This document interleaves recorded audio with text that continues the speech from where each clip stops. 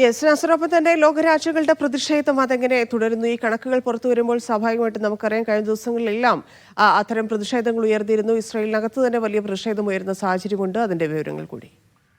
തന്നെ ഇന്നിപ്പോ ഹമാസിന്റെ ഒരു പ്രഖ്യാപനം അല്പം മുമ്പ് പുറത്തു വന്നിരിക്കുന്നത്. കാരണം അതിക്രൂരമായിട്ടുള്ള ആക്രമണ പദ്ധതിയിലേക്ക് ഇസ്രായേൽ നീങ്ങുന്നതിന്റെ പിന്നെ ആ ഒരു ആശങ്ക പങ്കുവെച്ചുകൊണ്ടാണ് ഹമാസിന്റെ പ്രഖ്യാപനം വന്നിരിക്കുന്നത്. ലോകാടിസ്ഥാനത്തിൽ തന്നെ എല്ലാ ജനവിഭാഗങ്ങളും പലസ്തീൻ ജനതയ്ക്ക് വേണ്ടി തെരുവിലിറങ്ങണമെന്ന ഏറ്റവും ശക്തമായിട്ടുള്ള ഒരു ആഹ്വാനം ഹമാസിന്റെ ഭാഗത്തു നിന്ന് ഇപ്പോൾ വന്നിരിക്കുന്നു. മിക്ക യൂറോപ്യൻ നഗരങ്ങളിലും നാളെയും മറ്റന്നാളുമായി ഏറ്റവും ശക്തമായിട്ടുള്ള പ്രക്ഷോഭ പരിപാടികൾക്കുള്ള നീക്കങ്ങൾ നടക്കുന്നു. അതോടൊപ്പം തന്നെയാണ് ഇസ്രായേലിനുള്ളിൽ ജെറൂസലമിലും ഹൈഫയിലും അതോടൊപ്പം തന്നെ ജെറൂസലം ഉൾപ്പെടെയുള്ള മറ്റ് നഗരങ്ങളിലൊക്കെ അധിനിവേശ നഗരങ്ങളിലൊക്കെയും അതിശക്തമായിട്ടുള്ള പ്രക്ഷോഭ പരിപാടികളാണ് ഈ രാത്രിയിലും തുടർന്നുകൊണ്ടിരിക്കുന്നത്. കാരണം ഈ 60,000 സൈനികരെ പുതുതായിട്ട് നിയോഗിക്കാനുള്ള പ്രഖ്യാപനം വന്നതോടുകൂടി തന്നെ ഈ യുദ്ധം അനിശ്ചിതമായിട്ട് നീട്ടിക്കൊണ്ടുപോകാനുള്ള ഒരു നെതന്യാഹു സർക്കാരിന്റെ ഒരു നീക്കത്തെ കുറിച്ചുള്ള കൃത്യമായിട്ടുള്ള ഒരു സൂചന ലഭിച്ചതോടുകൂടി ബന്ദികളുടെ ബന്ധുക്കൾ അതിശക്തമായി തന്നെ അവർ രംഗത്ത് വന്നിട്ടുണ്ട്.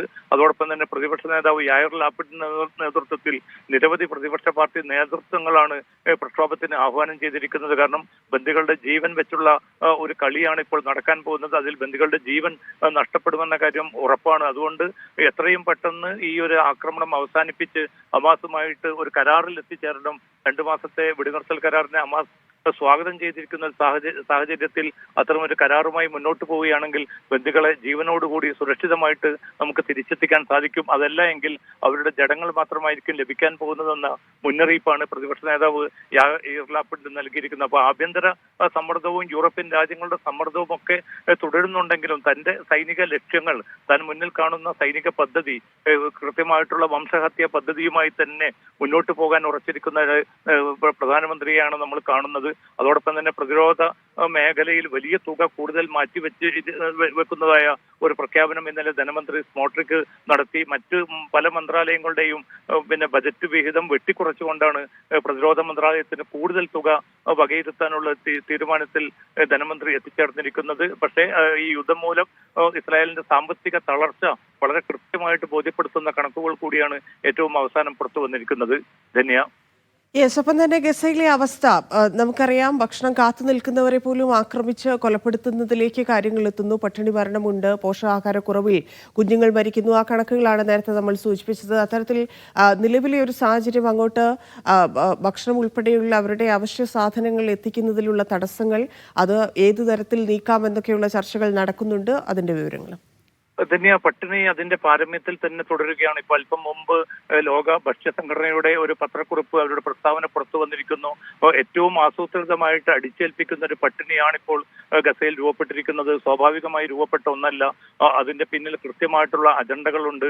കാരണം ആയിരക്കണക്കിന് ട്രക്കുകൾ ഗസ അതിർത്തിയിൽ കാത്തുകെട്ടിക്കിടക്കുന്ന ഒരു സാഹചര്യത്തിൽ ആ ട്രക്കുകൾ ഏറ്റവും കുറഞ്ഞത് ദിവസം ഒരു 600 ട്രക്കുകൾ എത്തിക്കേണ്ടതിന് പകരം 20ഓ 30ഓ ട്രക്കുകളിൽ മാത്രമായിട്ട് ഗസയിലേക്ക് അയക്കുന്ന ട്രക്കുകൾ എണ്ണം പരിമിതപ്പെട്ട് കിടക്കുന്ന ഒരു സാഹചര്യമുണ്ട്. ഇങ്ങനെ ഇത് തുടരുകയാണെങ്കിൽ സ്വാഭാവികമായിട്ടും പട്ടിണി അതിന്റെ കൂടുതൽ പിന്നെ ഭ്രാന്തമായിട്ടുള്ള ഒരു അവസ്ഥയിലേക്ക് എത്തിച്ചേരും. ആ വ്യാപ്തിയിലേക്ക് നീങ്ങുന്നത് തടയാനുള്ള അതിശക്തമായിട്ടുള്ള നീക്കങ്ങൾ വേണമെന്നാണ് ലോകാരോഗ്യ സംഘടനയും ലോക ഭക്ഷ്യ പദ്ധതിയും ഇന്നിപ്പോ ആവശ്യപ്പെട്ടിരിക്കുന്നത്. പക്ഷെ അതുമായി ബന്ധപ്പെട്ട് ഒരു തീരുമാനവും ഇസ്രായേലിന്റെ ഭാഗത്തു നിന്നും ഉണ്ടായിട്ടില്ല. അതേസമയം തെക്കൻ ഗസയിൽ തങ്ങളുടെ ഈ കോൺസെൻട്രേഷൻ ക്യാമ്പ് പണിയുന്നതിന് വേണ്ടി കൂടുതൽ താൽക്കാലിക ടെന്റുകളും മറ്റും അങ്ങോട്ട് അയക്കാനുള്ള പ്രക്രിയക്ക് ഇന്നലെ മുതൽ തുടക്കം കുറിച്ചിട്ടുണ്ട്. അപ്പോൾ പട്ടിണി കിടക്കുന്നതല്ല, തങ്ങളുടെ ആസൂത്രിതമായിട്ടുള്ള ഈ വംശഹത്യ പദ്ധതി വിജയിപ്പിച്ചെടുക്കാനുള്ള ഉപകരണങ്ങൾ മാത്രം എത്തിക്കുകയും മരുന്ന്, വെള്ളം, ഭക്ഷണം, ഏറ്റവും അത്യാവശ്യമായിട്ടുള്ള മെഡിക്കൽ ഉപകരണങ്ങൾ ഇവ അയക്കുന്നതിൽ പിന്നെ ഒരു തീരുമാനം കൈക്കൊള്ളാത്തൊരവസ്ഥയിൽ സ്വാഭാവികമായിട്ടും ഈ ദുരിതം എന്നത് അല്ലെങ്കിൽ പട്ടിണി മരണം എന്നത് ഇപ്പോൾ പൊതുവായിട്ട് 3 പേർ കൂടിയാണ് പട്ടിണി മൂലം മരണപ്പെട്ടിരിക്കുന്നത്. 100-ലധികം കുട്ടികൾ തന്നെ പട്ടിണി മൂലം മരിച്ചതായിട്ടുള്ള റിപ്പോർട്ടുകളാണ് കഴിഞ്ഞ ദിവസങ്ങളിൽ പുറത്തു വന്നിരിക്കുന്നത്. അപ്പോൾ അത് തടയാനുള്ള ഒരു നീക്കവും ഉണ്ടായിട്ടില്ല. ചില രാജ്യങ്ങളോട് പിന്നെ എയർ ഡ്രോപ്പ് ചെയ്യാനുള്ള ഒരു അനുമതി ഇസ്രായേൽ നൽകിയിട്ടുണ്ട്. ആ രാജ്യങ്ങൾ അത് നിർവഹിക്കുന്നുണ്ട്.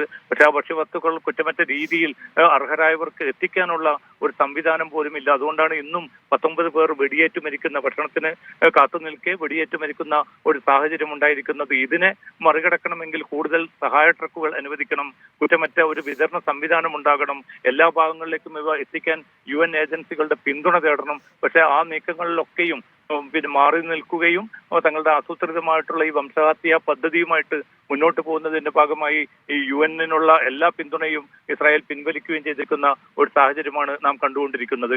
ധന്യ. ശരി MC.